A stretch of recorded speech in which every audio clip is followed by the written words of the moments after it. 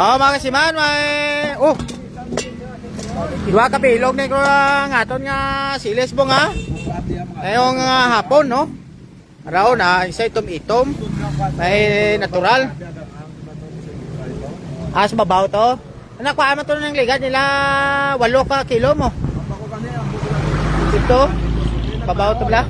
Oo. Babaw sang busay pag ito bla? Oo na, dito. Oo. Ha? Mo to nakuha mo sa nagligad nila gin amo man mo. Otso to ya. Dos por merong lupatan to bla sa may kwanda. Ayan oh.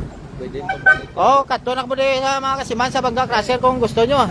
Eh, may 2 piraso. Dati pauna-una lang din. Hindi ako magpa-reserve. Reserve din kay nagkakalat to. Di, wala na. Pauna-una lang eh.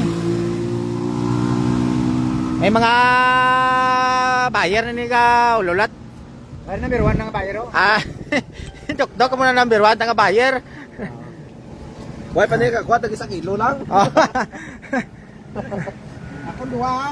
Oh, ate 2, ya 2, ya to 3. Ang alin di pa ito.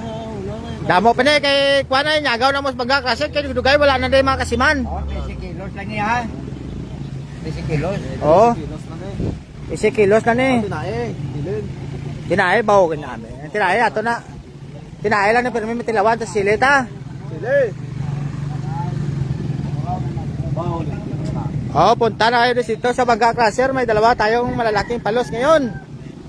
Kalot Center, baway kagid ka abot sa mo, no? Kuha namon Kalot Center, oh. Narok vlog, di na ka mo. Ari naman si Maninoy mo. Oh, magtawag pa. Wala ka lang. Tarok vlog. Ay, karon lang tawag kay ka live ko, ka live.